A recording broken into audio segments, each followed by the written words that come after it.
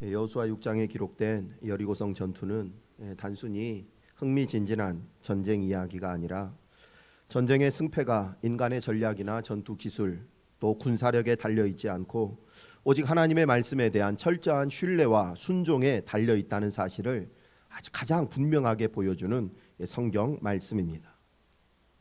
여리고성은 약속의 땅에 들어선 이스라엘 백성들이 가장 먼저 직면한 큰 장애물이었습니다. 하나님께서는 다른 길로 가나안 땅에 들어가게 하실 수도 있으셨는데 그렇지 않고 오히려 가장 먼저 가나안에서 가장 견고한 성읍을 정면으로 마주하게 하셨습니다. 이는 하나님께서 이 첫 싸움을 통해 앞으로 이스라엘 백성들이 어떠한 방식으로 살아가야 하고 또 전쟁의 승리 비결이 어디에 있는지를 분명하게 가르쳐 주고자 하셨기 때문입니다. 다시 말해서 이 여리고성 전투는 단순히 여리고라고 하는 이 특별한 성 하나를 무너뜨리는 원리를 가르쳐 주신 사건이 아니라 이스라엘 백성들이 가나안 땅에서 치러야 할 모든 전쟁을 승리로 이끌 수 있는 영적 원리를 가르쳐 주신 전투였습니다. 또한 이 말씀을 통해서 우리가 인생을 살면서 만나게 되는 모든 여리고 모든 문제를 해결하고 우리 앞을 가로막는 장벽을 무너뜨리는 비결에 대한 말씀이기도 합니다. 본문 1절은 이스라엘 자손들로 말미암아 여리고는 굳게 닫혔고 출입하는 자가 없더라 라는 말씀으로 시작합니다. 이 말씀은 단순히 성문이 굳게 닫혀 있었다라는 사실을 설명하는 말씀이 아닙니다. 이 말씀 속에는 여리고 사람들이 이스라엘의 하나님이 어떤 분이신지를 익히 소문을 통해서 알고 있고 그리고 그 하나님을 두려워하고 있었다. 하지만 그 하나님 앞에 항복하지 않고 저항하기로 결정했다라는 사실이 이 문장 속에 담겨 있습니다. 즉 요단 동쪽의 바산 왕 옥과 아모리 왕 시온은 이스라엘 백성들에게 패배했지만 우리는 그들과는 다르다라는 교만한 마음이 있었든지 아니면 자신들 역시 여호와 하나님이 이끄시는 이스라엘 백성들을 이길 수 없다라는 사실을 알면서도 해볼 때까지 해보겠다는 어리석음과 무모함 때문이었든지 아무튼 그들은 하나님이 어떤 분이신지를 알고 하나님을 두려워하면서도 하나님 앞에 항복할 생각을 하지 않고 자신들이 세운 성벽을 의지하며 하나님을 대적하기로 결정한 것입니다. 여리고 사람들의 죄는 하나님을 두려워하면서도 그 하나님 앞에 무릎 꿇어 회개하지 않은 죄입니다. 결국 그들의 교만과 이 어리석음과 완고함이 하나님의 무서운 심판을 초래했습니다. 그런데 여리고성 사람들의 이러한 모습이 오늘 우리 모습 가운데에도 종종 나타납니다. 우리는 하나님을 모르는 사람이 아닙니다. 하나님을 잘 알고 하나님을 믿는다고 말하고 하나님의 능력도 체험했다고 고백합니다. 그러나 정작 삶의 결정적인 순간에 하나님 앞에 무릎 꿇어 엎드리기보다 우리의 생각과 경험 또 인간적인 계산기를 먼저 두드리는 행위를 할 때가 많습니다. 실패한 사람들을 보면서 교훈을 얻는 것처럼 그렇게 아멘하지만 즉 여리고 백성들이 하나님의 소문을 익히 들어 알면서도 하나님 앞에 항복하지 않고 대적하려고 했다가 철저히 멸망당했다. 나는 그러지 말아야지라고 이 사건을 다른 사람 이야기처럼 들을 때는 그렇게 결단하지만 막상 이러한 일이 내 삶에 닥치게 되면 나는 그렇게 실패했던 사람들과 다를 것이다 라고 착각에 빠집니다. 여리고 사람들의 이 어리석고 교만한 모습을 통해서 하나님이 우리에게 주시는 교훈은 바로 이것입니다. 하나님을 알고 있는 것과 그 하나님 앞에 항복하는 것은 다르고 하나님을 두려워하는 것과 하나님을 신뢰하는 것은 다르다는 것입니다. 하나님을 두려운 분이신 줄 알면 그 하나님 앞에 철저히 순종하기를 원합니다. 우리의 삶 가운데에도 여리고 사람들이 성문을 굳게 걸어 닫아둔 것처럼 우리의 마음의 문을 우리의 삶의 영역을 닫아놓은 부분이 있을 수 있습니다. 하나님 앞에 온전히 내려놓지 못하고 항복하지 못하고 내가 여전히 무언가를 붙잡고 이것 가지고 무언가를 해결해 보려고 하는 우리가 행하는 사업이나 직장, 물질, 장래의 계획, 우리의 자녀들 이 모든 것 가장 안전하게 지킬 수 있는 방법이 하나님께 있다라는 사실을 분명히 알면서도 이상하게 우리는 이 모든 것들을 하나님 앞에 온전히 맡기지 못하고 내가 가지고 있는 그 조그마한 경험과 지식과 능력을 가지고 이 문제를 어떻게 해결하려고 하는 어리석은 시도를 반복합니다. 그러나 내 방법, 내 계획, 내 계산을 통해서 그것들을 지키고 보호하고 성장시키려고 하면 결국은 모든 것이 무너지게 됩니다. 하나님께서는 우리의 경험이나 생각, 방법 내려놓고 오직 하나님만 의지하는 것이 완전한 승리의 비결이라는 사실을 오늘 말씀을 통해서 분명하게 보여주십니다. 말씀드린 것처럼 하나님께서는 이스라엘 백성들에게 여리고성, 가장 강력한 가나안 땅의 성읍을 직면하게 하시고 또한 여리고성이 가장 강한 상태에 있을 때 전투를 시작하게 하셨습니다. 그 이유는 인간의 지혜와 계산이 개입될 여지를 전혀 남겨두지 않기 위함이었습니다. 즉 요단강을 건너자마자 가나안 땅에서 가장 강력한 성읍을 마주하게 하신 것은 이스라엘 백성들이 자신들의 경험이나 자신들의 능력을 의지하지 않고 오직 하나님만 의지하게 하시기 위함이었습니다. 만약 이스라엘 백성들이 가장 먼저 여리고성을 직면하지 않고 다른 조그만 성읍들을 먼저 직면하고 그리고 거기에서 승리 경험을 쌓은 다음에 여리고성의 전쟁에 임했다면 아마 이스라엘 백성들은 하나님의 말씀에 순종하면서도 그동안의 자신들의 전투 경험과 군사력을 의지하는 마음을 어느 정도는 가지고 그 전쟁에 임했을 것입니다. 또한 하나님께서는 성문을 굳게 걸어 잠근 여리고성 사람들이 점점 두려움에 지치고 자기들이 가지고 있는 성 안의 자원이 어느 정도 고갈되어서 배고픔에 고통받고 있을 때 그때 이스라엘 백성들에게 공격 명령을 내리셨다면 역시 이스라엘 백성들은 여리고성 사람들이 힘이 빠져서 우리에게 졌다고 또 상황으로 인해서 우리가 승리를 거두었다고 생각하실 것 같으니까 여리고성이 가장 풍족한 상태에 강한 상태에 있을 때 공격을 하게 하셨습니다. 말씀드린 것처럼 이스라엘 백성들이 조금이라도 자신을 의지하거나 눈에 보이는 상황을 계산한 후에 행동하지 않도록 그렇게 하다가 실패에 빠지지 않도록 하기 위함이었습니다. 하나님은 우리를 가로막는 견고한 성벽을 무너뜨리기 전에 먼저 우리의 마음을 다스리십니다. 우리 안에 있는 우리의 경험, 판단, 기대, 계산 다 내려놓고 오직 말씀에 대한 순종을 통해서 하나님의 역사를 이루기를 원하십니다. 이것이 하나님의 방식입니다. 앞으로 계속해서 여러분 앞에 놓인 여리고가 무엇인지를 묻는 질문을 드릴 텐데 구체적으로 생각해 보십시오. 지금 여러분의 삶에 전진하는 여러분의 걸음을 가로막고 있는 것이 무엇인지, 여러분을 계속해서 두렵게 만들고 낙심하게 만드는 그 일이 무엇인지, 그리고 지금까지 그 문제와 어려움을 어떤 방법으로 어떤 계획을 세워서 그 문제를 해결하려고 했었는지 돌아보시기를 원합니다. 혹시 하나님 외에 다른 것들을 생각하고 붙잡고 있었다면 모든 것 내려놓고 하나님만 붙잡고 의지하기를 원합니다. 다른 여리고성들, 다른 일들은 몰라도 지금 여러분의 마음속에 가장 선명하게 떠오르는 그 여리고성, 그리고 그것을 지금까지 처리했던 그 문제에 있어서만큼은 인간적인 계산과 가능성, 모든 방법과 수단을 다 내려놓고 오늘 하나님이 하시는 말씀에만 철저히 귀를 기울이시기를 원합니다. 2절 말씀입니다. 여호와께서 여호수아에게 이르시되 보라 내가 여리고와 그 왕과 용사들을 내 손에 넘겨 주었으니. 이 말씀은 전투가 시작되기 전에 하나님께서 여호수아에게 하신 말씀입니다. 여리고 성벽은 여전히 견고하게 서 있고 성문은 굳게 닫혀 있으며 이스라엘 백성들에게는 그 성벽을 오를 수 있는 사다리나 아니면 멀리에서 돌을 던질 수 있는 공성 무기 정도가 하나도 없는 상황입니다. 즉 눈에 보이는 현실은 이스라엘 백성들이 여리고성을 정복하는 것이 거의 불가능한 상황입니다. 그런데도 하나님은 이 싸움이 이미 끝났다고 말씀하십니다. 이렇게 하면 앞으로 내가 넘겨주겠다 말씀하시는 것이 아니라 전쟁이 시작되기 전에 이미 여리고성을 너에게 넘겨주었다라고 결론적으로 말씀하십니다. 하나님은 우리에게 가능성을 말씀하시는 분이 아니시고 우리에게 말씀하신 대로 결과를 이루시는 분이십니다. 사람의 말과 약속은 언제나 눈앞에 보이는 상황을 분석해서 상황을 근거로 해서 나옵니다. 그러나 하나님은 우리 눈에 보이는 상황을 근거로 무언가를 말씀하시지 않고 오히려 먼저 말씀하시고 상황을 변화시키십니다.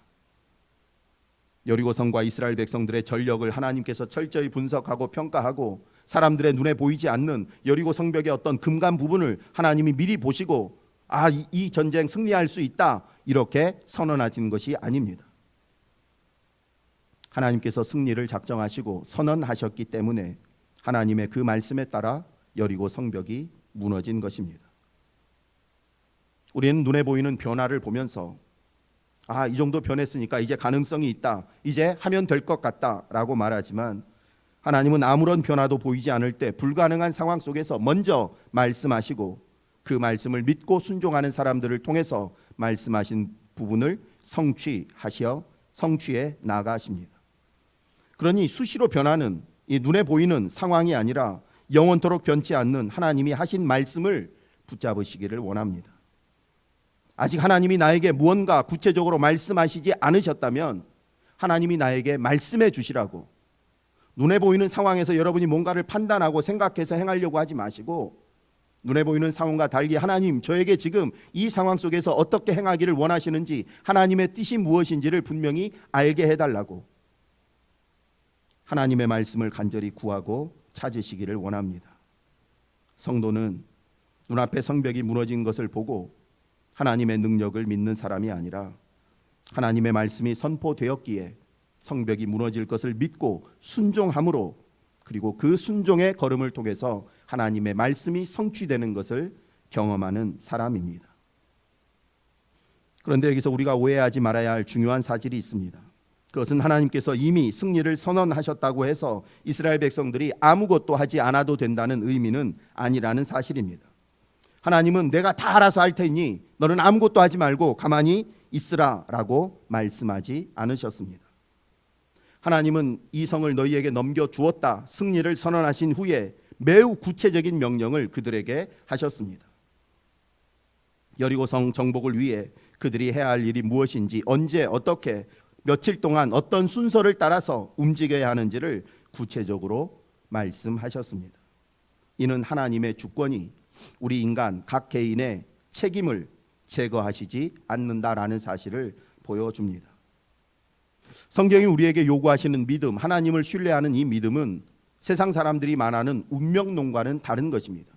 다 결정됐으니까 가만히 있어도 그대로 된다라는 것이 운명론이지만, 우리가 믿는 하나님이 우리에게 믿으라 말씀하신 이 믿음은 그것이 아닙니다. 하나님이 모든 것을 주권적으로 이루신다고 해서 우리는 수동적으로 가만히 앉아서 기다리고만 있어도 된다는 뜻이 아닙니다. 왜 그런가? 하나님께서 모든 것을 주관하시는 섭리 속에 우리의 순종까지 포함되어 있기 때문입니다. 어려운 말씀인 것 같지만 그래도 한 말씀을 쭉 설명을 들어야지 여러분들의 신앙 고백이 더욱더 분명해지기 때문에 잠깐 말씀을 드리겠습니다. 하나님의 예정과 우리 인간의 책임, 우리 인간의 의무, 이 둘 사이의 오묘한 신비를 이해할 때 우리가 하나님을 더욱더 온전히 신뢰하며 게으름에 빠지지 않을 수 있고 또 운명론에 빠지지 않을 수 있습니다. 하나님은 우리 삶의 결과만 결정하신 것이 아니라 그 결과가 이루어지는 과정과 수단까지 정하셨다라는 것이 예정론의 핵심입니다. 하나님은 결과만 정해놓으신 것이 아니라 어떻게 이 결과에 이루게 되는지 이 과정과 길까지 정해놓으셨다라는 것이 예정론의 핵심입니다. 그리고 하나님께서 저 결과에 이르도록 하는 이 과정 속에 우리의 순종을 포함시켜 놓으셨습니다. 즉 우리의 자발적이고 책임 있는 순종을 통해 그 결과에 이르도록 하나님께서 작정하셨다라는 것입니다. 예를 들어서 내가 누군가를 지금 엄청 미워하고 있는데 미워하지 말아야지 라고 내가 아무리 생각을 해도 그게 좀처럼 되지 않습니다. 근데 어느 날 하나님 앞에 나와 말씀을 듣는데 말씀이 내 심정을 깊이 찌르고, 그래서 내 안에서 내가 먼저 연락하고 내가 먼저 화해를 구해야 되겠다 라고 결단합니다.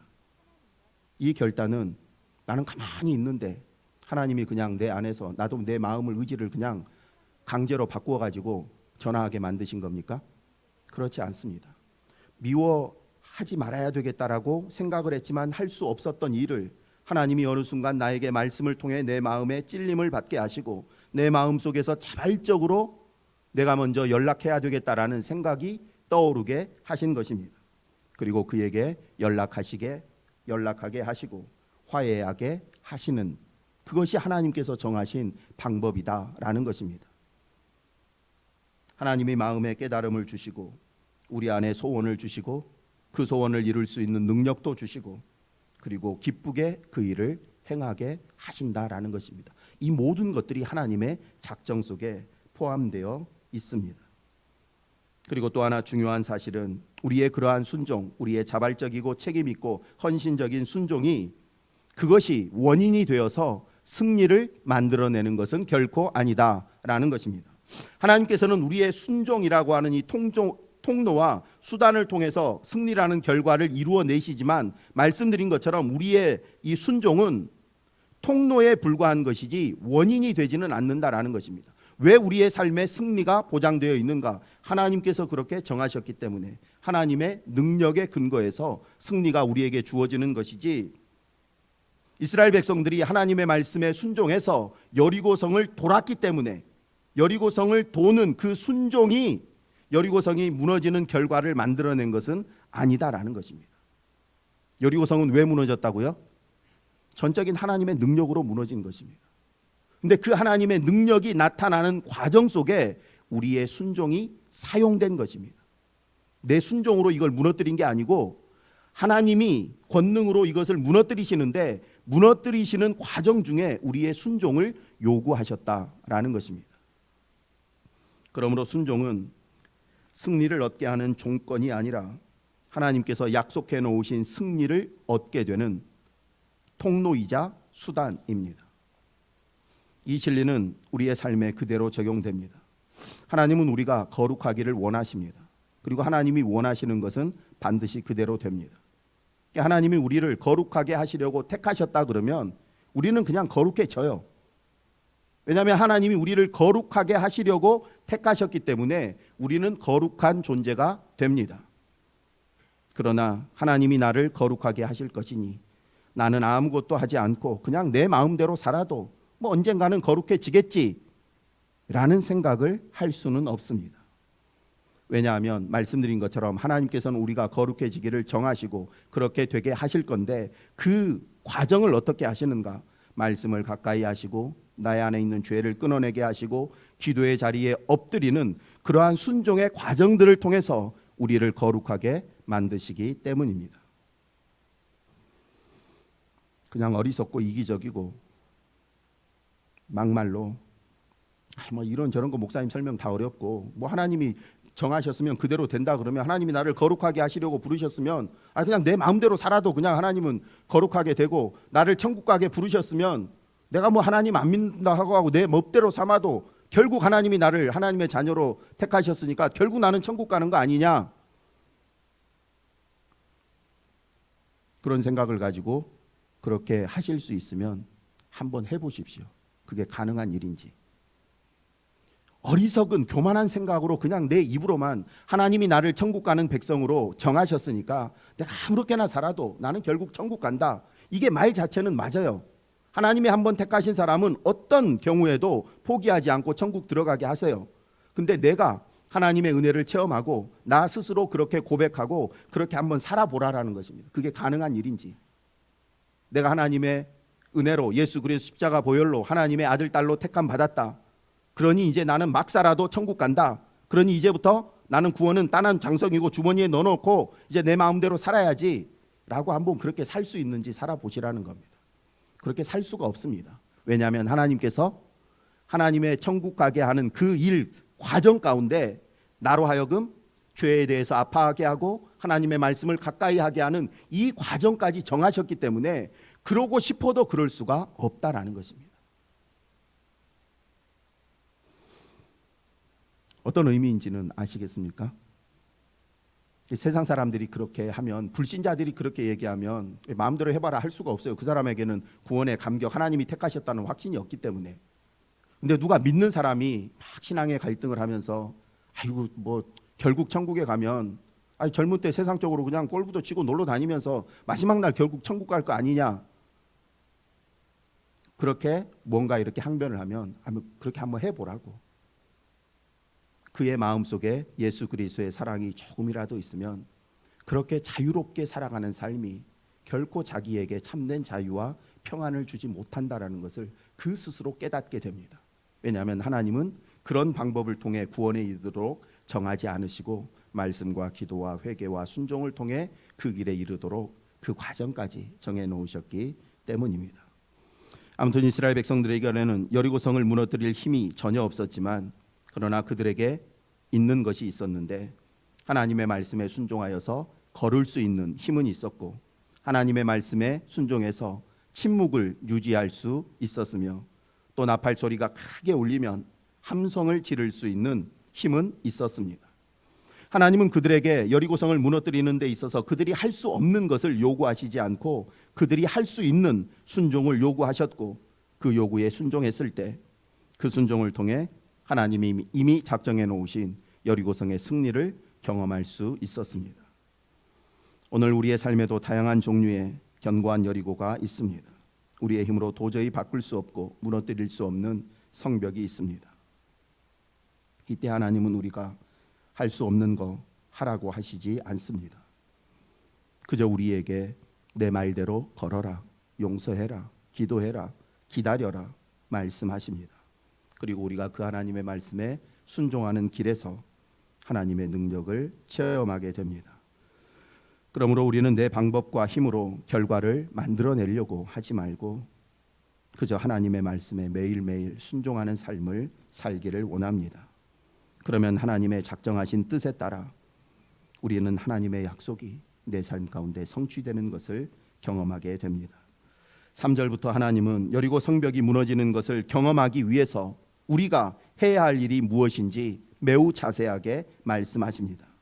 여호수아 6장에 기록된 행진 순서 그리고 하나님께서 여리고성을 정복하기 위해서 너희가 해야 할 일은 이것이다라고 말씀하신 것을 간단히 설명드리면 하나님은 가장 먼저 무장한 군사들을 앞에 세우게 하셨습니다. 그리고 그 뒤에 7 제사장이 나팔을 불며 행진하게 하셨습니다.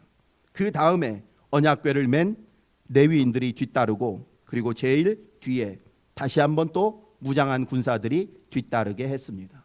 제일 앞에 무장한 군사들, 제일 뒤에 무장한 군사들, 그리고 바로 뒤에 7 나팔을 부는 제사장, 그리고 그 중앙에 하나님의 언약궤를 맨 레위인들이 위치하고 있었습니다. 즉 하나님의 말씀을 중심으로 이스라엘 백성들이 앞뒤로 배치되어 행진하는 것입니다. 이런 순서로 행진하라 말씀하시고 또 몇 가지 명령을 더 주셨는데 첫째, 행진하는 동안 아무도 서로 대화하거나 말소리를 입 밖으로 내지 말고 오직 나팔 소리만 들리게 하라라는 것입니다. 성을 돌 때 7 제사장이 계속해서 나팔만 불고 그 행진 무리 속에는 사람의 소리가 전혀 들리지 않게 하라고 말씀하셨습니다. 그리고 이 행진은 여세 동안은 하루에 한 번씩 그리고 마지막 7제가 되면 7바퀴를 돌게 되는데 마지막 7바퀴째 제사장들이 평소에 불던 나팔 소리와는 다르게 조금 더 길고 크게 나팔 소리가 울리면 그 소리에 맞추어서 여호수아가 명령하고 온 이스라엘 백성들이 큰 함성을 지르면 여리고성이 무너진다고 말씀하셨고 그대로 이루어졌습니다. 이것이 이스라엘 백성들이 여리고성이 무너지는 것을 경험하기 위해 해야 할 일이었습니다. 하나님께서 그들에게 명령하신 그 내용 자체는 어렵지 않은 아주 쉬운 것이었지만 그러나 그 명령대로 행하는 것은 결코 쉽지 않은 일이었습니다. 왜냐하면 하나님께서 우리에게 하시는 명령은 우리가 일반적으로 상식적으로 생각하는 군사 작전과는 전혀 다른 명령이었기 때문입니다. 하나님께서 전쟁을 앞둔 이스라엘 백성들에게 군사 전략을 짜주시지를 않고 이렇게 납득할 수 없는 방법으로 여리고성을 돌라고 하신 이유는 이 전투는 칼과 창의 싸움이 아니라 믿음과 순종의 싸움이었기 때문입니다. 그래서 하나님은 우리가 아는 일반적인 군사 작전이 아니라 오직 말씀에 순종해서 걸으라고만 명령하신 것입니다. 결국 걷는 행위는 하나님 앞에서 우리의 생각, 감정, 마음, 몸까지 온전히 내어드리는 신앙 고백이라고 할 수 있습니다. 걷는 행위, 성을 도는 행위는 저희는 이 성을 무너뜨릴 힘이 없습니다. 저희의 지혜와 경험, 방법으로는 이 견고한 성읍을 결코 정복할 수 없고 오직 하나님만 할 수 있습니다. 그래서 저희의 모든 생각, 방법 다 내려놓고 오직 하나님이 말씀하신 대로만 순종합니다 라는 믿음의 고백이 이 걷는 행위로 드러난 것입니다. 하나님의 말씀을 따라서 침묵을 지키며 성을 도는 그 침묵의 행진 자체가 하나님만을 전적으로 신뢰한다는 믿음의 표현이었던 것입니다. 서두에서 말씀드린 것처럼 하나님께서는 여리고성을 무너뜨리기 전에 백성들의 불신앙과 교만과 인간적인 판단을 제거하고 먼저 그들의 믿음을 세우기를 원하셨습니다. 상식적으로 도무지 이해할 수 없는 명령, 한심해 보이고 성을 돌고 있을 때 여리고성 사람들이 얼마나 손가락질하고 조롱하며 욕을 할지 행진하는 동안 한마디도 입 밖으로 내지 말라라는 이 명령을 내리심으로 하나님은 우리 속에서 일어나는 수많은 감정들, 생각, 방법들 다 내려놓게 만드신 것입니다. 그러므로 오늘 우리에게 필요한 것은 이 문제를 해결하기 위해 남들이 생각하지 못하는 기발하고 특별한 어떤 새로운 전략이나 방법이 아니라 하나님의 말씀에 대한 온전한 순종입니다. 하나님의 말씀이 다 이해되지 않아도 하루 이틀, 한 달, 두 달, 심지어 1년, 2년 아무런 결과가 보이지 않는 그 상황을 계속해서 걸어가야 한다 해도 묵묵히 하나님의 말씀대로 걷는 사람을 통해 하나님은 당신의 능력을 나타내십니다. 믿음은 하나님의 말씀 앞에서 내 생각과 감정을 드러내지 않고 묵묵히 순종하는 것입니다. 하나님의 명령 가운데 가장 중요한 명령이 10절에 기록되어 있는 침묵 명령입니다. 10절 상반절 말씀 함께 읽어보겠습니다. 함께 읽습니다. 여호수아가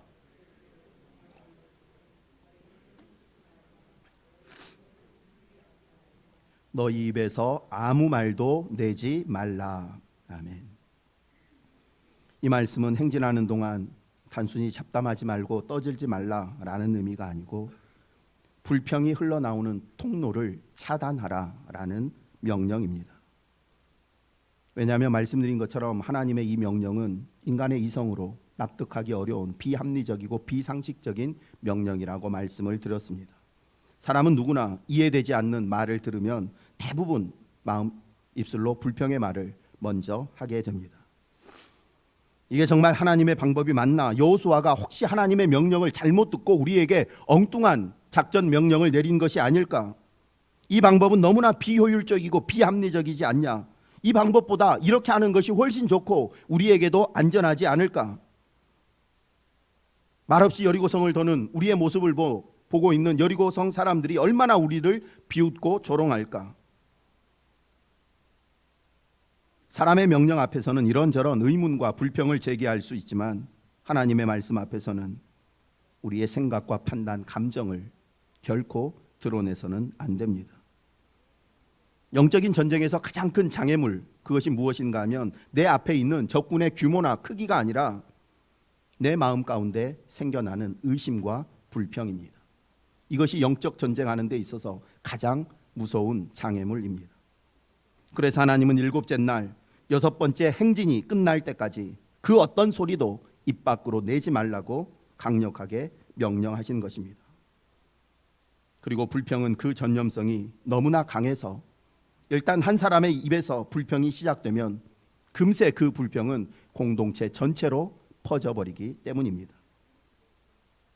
이스라엘 백성들 가운데 하나님께서 내리신 이 명령, 그리고 자기들이 행하고 있는 지금 이 일이 너무나 비상식적이고 사람들의 놀림을 받을 수 있는 행위다라는 사실을 생각하지 않은 사람은 없을 것입니다.